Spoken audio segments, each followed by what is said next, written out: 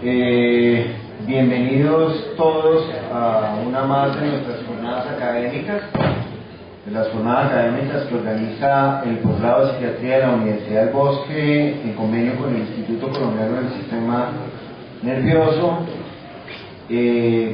Hoy es la conferencia final del semestre, comenzando Navidad, y creo que no hay un mejor tema y una mejor oportunidad para oír un poco de cariño, de afecto de un ser humano que se ha dedicado a hacer las cosas pensando y sintiendo al lado de sus pacientes en una de las facetas más complejas y más difíciles de la psiquiatría, que es acompañar, soportar, apoyar pacientes que sufren dolencias físicas o mentales en hospitales generales, que se ha llamado psiquiatría de enlace porque en realidad es el enlace que tenemos los médicos del alma con los médicos del cuerpo, digamos que por decirlo románticamente.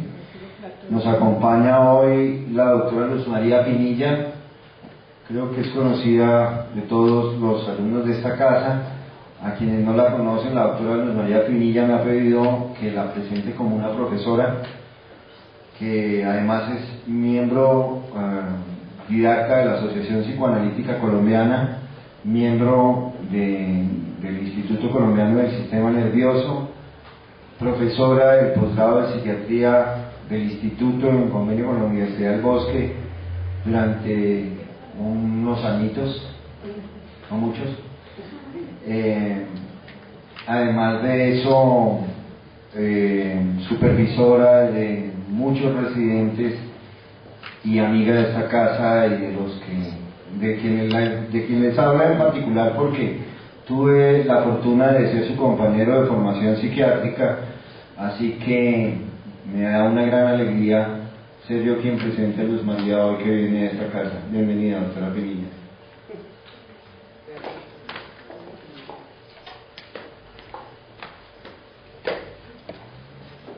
Bueno, de verdad que es un gusto permanecer, ¿no?, en la casa y venir en este último día a estar juntos. La charla tiene dos partes. La primera es un videíto. Yo vivo con 3 hombres, uno grande, uno mediano y uno chiquitico. Y el mediano es arquitecto y no se quedaba con las ganas de hacerme. Uy, ahí veo a mi marido. Divino.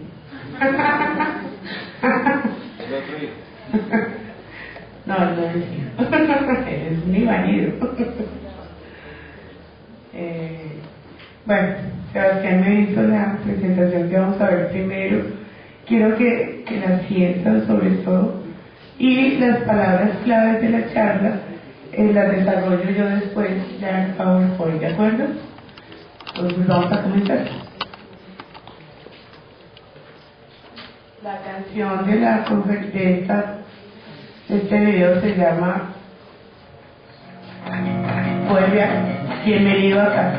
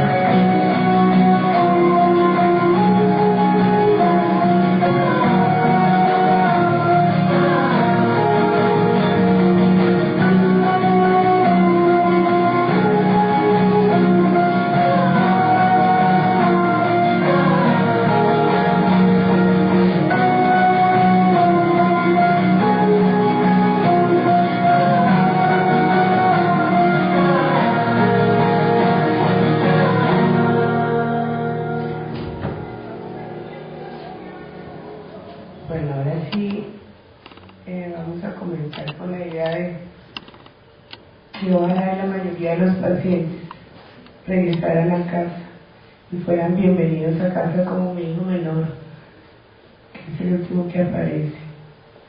Y pasamos la página y por fortuna seguimos viviendo al lado de él. Muy feliz, además. Bueno, vivir con la ausencia. Ese es el trabajo de nosotros los psiquiatras de enlace. No sé que esto es para chiquitos, pero muy grandes, como digo, muerte arriba. Es lo más bello, los apóstoles de Arturo. Pero que sí, ellos crecen.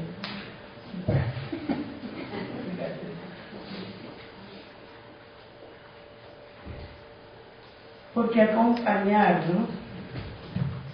Vamos a mirar primero la definición del diccionario de la Academia de la Lengua.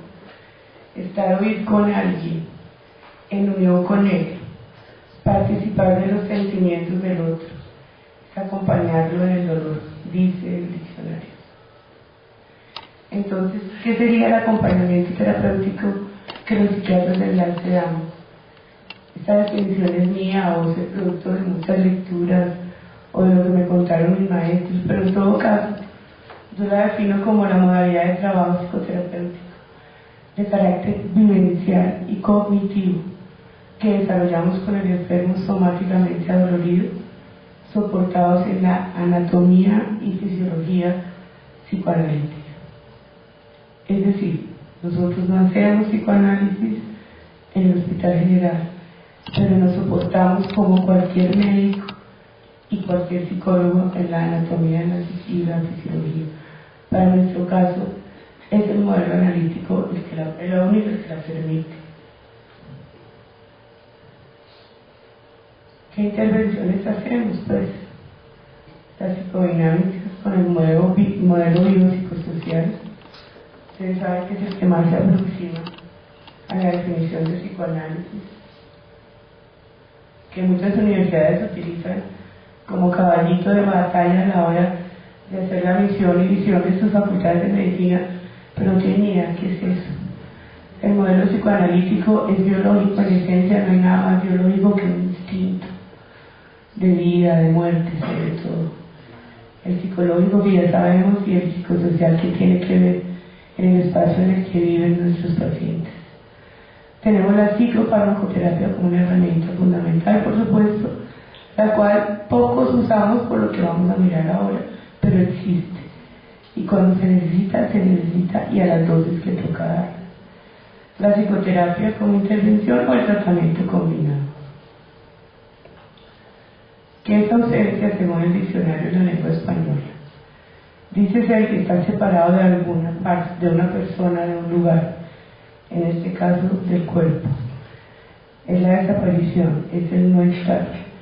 Curiosamente eso pasa con el paciente hospitalizado, no está en el hospital, pero tampoco está con su familia. Y estos son los pacientes a los cuales nos vemos abocados. El paciente quemado, el paciente con cáncer, con SIDA, el paciente preocupado no tiene ni idea qué tiene, porque los médicos no saben qué tiene. El que va a cirugía, el que llega a emergencias, el producto de un accidente, el bebé recién nacido con una sepsis neonatal, la persona con un Alzheimer, el paciente amputado, el que se ha pegado un tiro porque está cansado de vivir los problemas. Iván me enseñó el otro día que el paciente que se suicida realmente no se quiere morir, él quiere acabar con los problemas. Pero nos llegan muchas veces vivos, ¿no? Vivos, y ustedes no se imaginan la sorpresa que es encontrarse vivos otra vez. La pregunta es, ¿por qué no me morí, doctora? ¿No? Casi siempre. ¿Qué pasa ante la ausencia? Seguramente primero viene el otoño, ¿no? Ya se acabó la primavera, el verano, vendrá el invierno. Con esta profunda separación y profunda brecha. Es un vacío muy parecido al que se siente cuando estamos no entiendo. Parece ser, y es un poco mi experiencia personal y con mis pacientes, que cuando no están haciendo sé que se está muriendo. Por eso hace muchos años, cuando alguien de mis afectos se muere y hago un obituario con todo el amor del mundo, siempre escribo: fulano de tal ha nacido para la vida eterna. No es una negación, es producto de este trabajo al principio. También, entre otras cosas, trabajamos mucho con la negación, por supuesto, al principio. ¿Qué pasa ante la ausencia de la salud? Hay una regresión, esa es la palabra clave, regresión. Claro, se regresa a ser un niño, se regresa a ser un bebé, se regresa a estar en manos de otros, se pierde la autonomía, se pierde el autocuidado, se pierde la capacidad de vestirse, se le pone ropa de mujer a los hombres, se le expone a los estudiantes, se le expone a las enfermeras. El paciente simplemente se siente abandonado, solo, con muchísimo miedo a morir y con una gran fealdad frente al cuerpo médico que supuestamente lo está cuidando. Entonces es para esto que yo me valgo del doctor Winnicott. Él es maravilloso para todo, obviamente. Obviamente hace parte de la escuela freudiana, pero él es uno de los seguidores de los, yo diría que es un psicoanalista de avanzada, antico rebelde, entonces me encanta. Él definió lo que es el espacio transicional, que es un punto medio entre la dependencia infantil y la capacidad de tolerar la ausencia. Obviamente él está hablando de la ausencia de los padres. Es un área de experiencia emocional, vivencial sobre todo, que le permite al niño tolerar la ausencia y sentirse cómodo a pesar de estar separado. De lo contrario, él puede creer que se va a morir. El asunto es que para que esto funcione, para que este espacio transicional sea efectivo, la mamá sí tiene que volver. Y la mamá tiene que volver, no importa la hora en la que uno vuelva. A Iván se le olvidó decir que yo soy mamá y que para mí es más importante ser mamá que todo. Pero fíjense que esta expresión que está ahora utilizan mucho los colegas que le dicen al paciente: paso mañana a verte. ¿Quién sabe si vuelva mañana a verlo? Uno, porque el paciente se murió, por ejemplo. O dos, porque es que los colegas, los doctores, viven muy ocupados salvando vidas, claro. Y muchas veces no vuelven al otro día. El único que vuelve es el psiquiatra de enlace. Barreño, le dicen: ¿quién te operó? Además, ¿no? ¿Quién te operó? Y él es el cirujano. Y lo primero que encuentra uno cuando saluda al paciente a la hora que uno le dijo, o aproximadamente a la hora que uno le dijo, porque el encuadre en el hospital militar, en el hospital general, requiere variaciones. Lo primero que le dicen a uno es: doctora, el doctor no ha venido y no sé cómo estoy hoy. Y el objeto transicional tan conocido por todos, mantica, osita, peluche, mascota, que permite un movimiento subjetivo, estamos hablando de adentro hacia afuera, donde los demás empiezan a ser vivenciados como otros, diferentes de él mismo. Este es un tiempo difícil en el hospital general, porque durante un tiempo siempre le estamos diciendo al paciente que se deje hacer cosas, que está en las mejores manos, que todo lo que se le hace es por su bien, de manera que por momentos el paciente desaparece. El objeto transicional tiene una cosa linda, y es que sobrevive al amor y al odio, a las rabietas, resiste al cambio, pero es un refugio, es cálido, para finalmente renunciar a él y ser él mismo. Lo que hacen los pacientes con uno hasta que finalmente ya no lo necesitan a uno y simplemente hay uno hasta luego.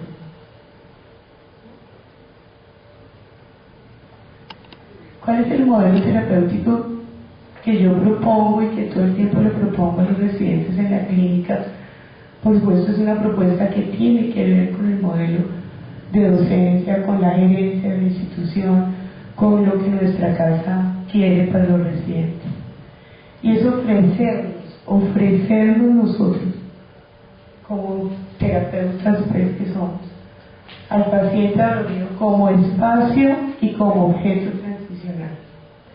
Esta diapositiva resolví hacerla no anoche a las carreras ni crean. A raíz de otra conferencia en la que me preguntó alguien, ¿y uno cómo hace eso? Doctora, una persona muy querida, más de Medellín, con mucho interés en esto, me provocó traerlo aquí, hicieron una pasantía. Esto de alguna manera implica un duelo para nosotros los médicos, implica colgar un poco la bata. De hecho, en el Hospital General usamos la bata para las fotos casi siempre, pero el resto no usamos bata. Algunos dicen que entre más bata menos médico, mejor. Pero lo importante es que sin bata podamos ser unos buenos terapeutas. Y ser un buen terapeuta es ser leal con nosotros mismos, es ser leal con la profesión, es ser muy leal con la medicina, es ser leal con el juramento que hicimos, ¿no?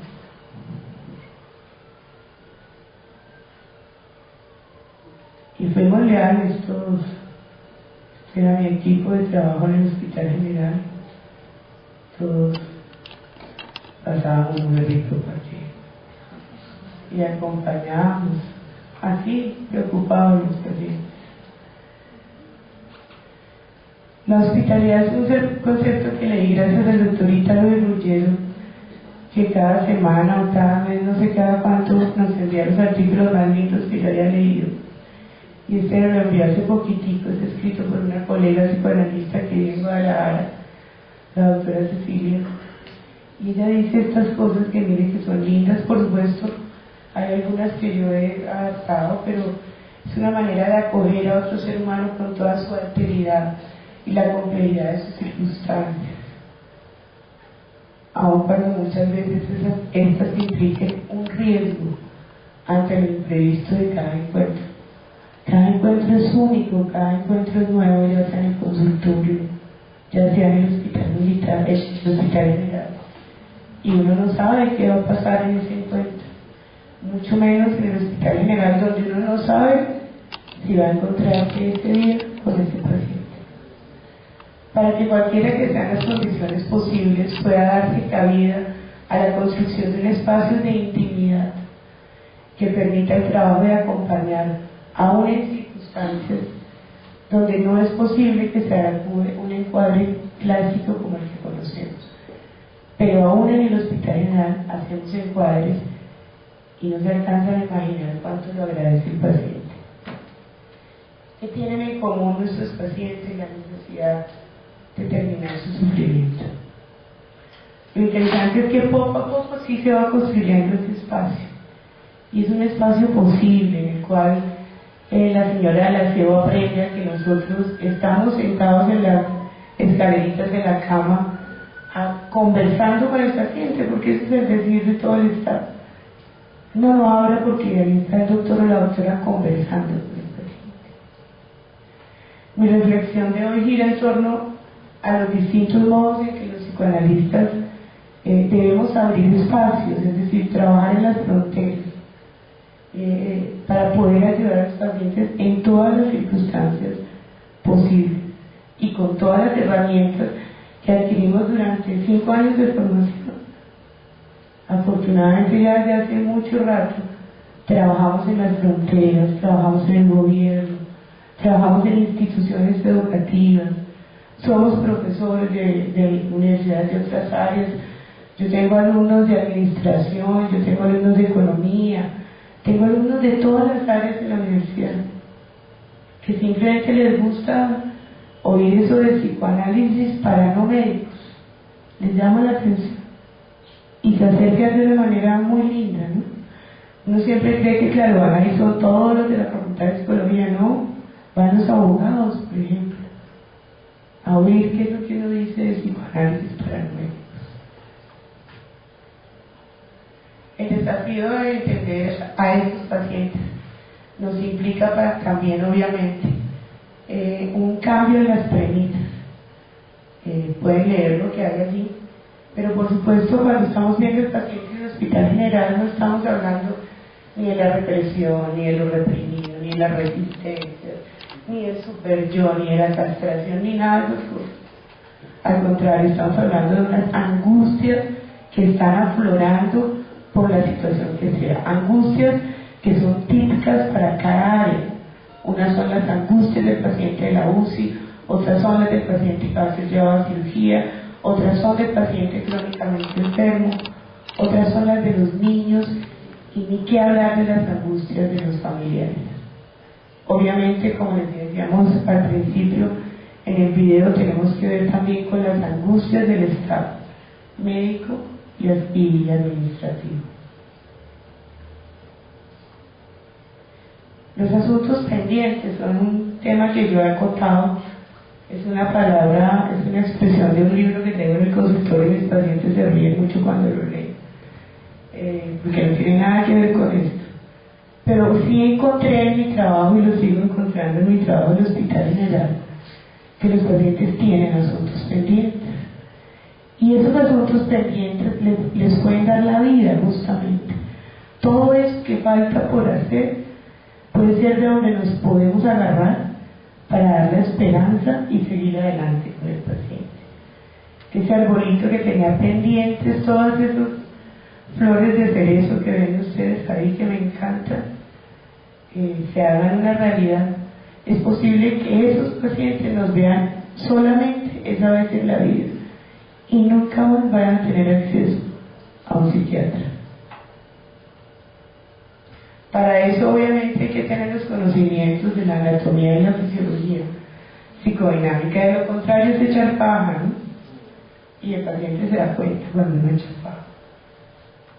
Tenemos que conocer qué son modos de funcionamiento mental, cuáles son los modos de funcionamiento mental, para que de esta manera la hospitalización, que es tan dolorosa, se convierta en una experiencia emocional correctiva, como dice el autor. Porque de lo contrario, lo que podemos hacer es que el paciente reexperimente muchos traumas. Y eso es una de las cosas que vemos también en el hospital general. Y son los trastornos postestrés agudos generados en cualquiera de las partes del momento de la atención del paciente. De manera que tenemos que hacerlo con una sutileza y con un amor increíble, claro, de la mejor manera posible. No es una clínica de la falta, sino una clínica del vacío, dice la doctora de Guadalajara, del antiamor, del no lugar. El hospital general no es el lugar de los pacientes. Es una clínica que nos enfrenta mucho más con Narciso que con el hipo. Eso lo saben muy bien nuestros residentes, ¿no? Y bueno, ese es nuestro trabajo, ¿no? Trabajar con las enfermedades del alma que afloran en el paciente somáticamente enfermo.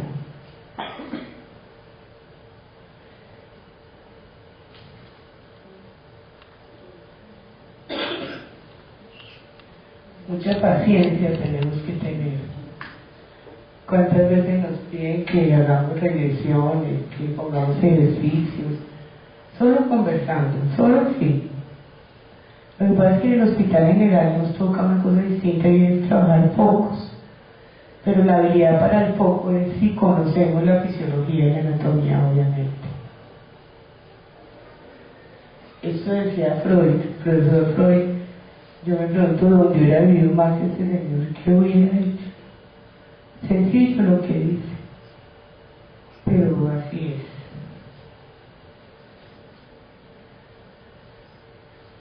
Y entonces reaparece la ilusión con nuestro trabajo. Nosotros no tuvimos acompañamiento cuando Felipe. La gente pensó que nosotros solos podíamos, ¿no, amor? Y bueno, entre los dos fuimos con Sebastián. Y este es el muchacho que hoy tenemos.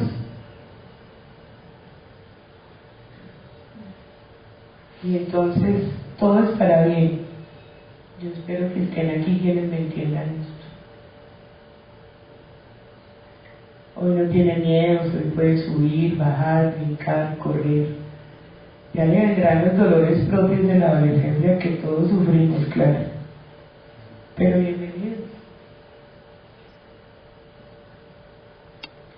En otras ocasiones, el conversar acerca de los asuntos pendientes permite al paciente morir tranquilamente, porque esa es otra función de nosotros los psicoterapeutas de enlace, acompañar al paciente a morir. Para eso tenemos que estar preparados, no es tan fácil.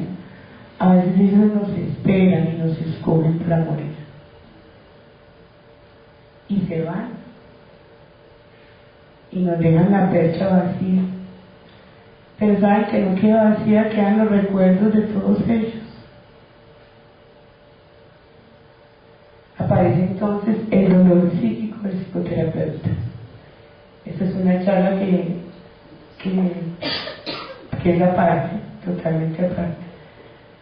Pero que no debemos olvidar que como terapeutas somos seres humanos y nos preocupamos mucho por el paciente.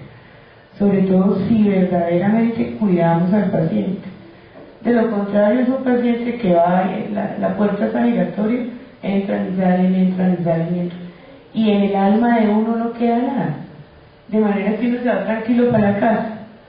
Pero cuando uno cuida a los pacientes, uno puede llegar tan bien acomodado a la casa.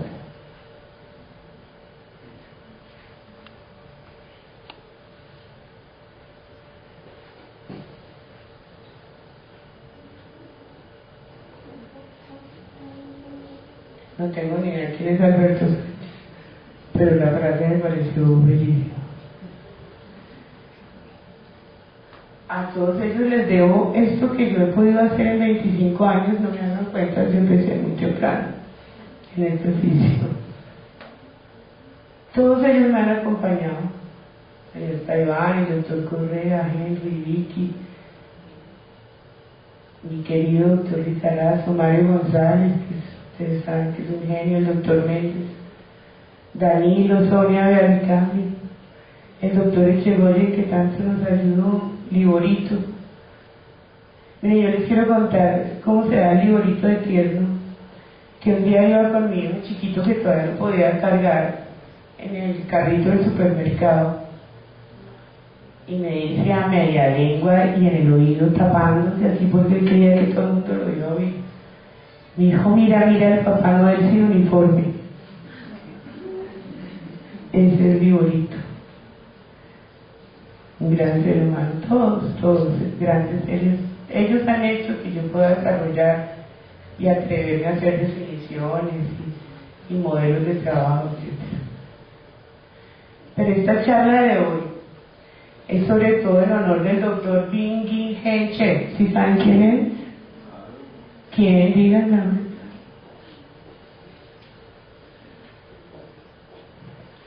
Bingin Henche. Averigüen quién es el doctor. Lo que pasa es que no es un doctor, eran 4. Y con ellos todos los sábados nos reuníamos a conversar sobre estos asuntos del alma. Mi marido se ríe.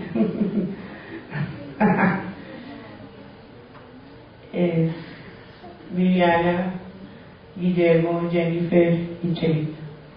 Ellos me obligaron a leer más y a ponerles más artículos, y lo mejor de todo fue que se dejaron y lo leyeron. Respeto profundamente que no se dejó, pero bueno, ¿qué hacemos? Muchas gracias.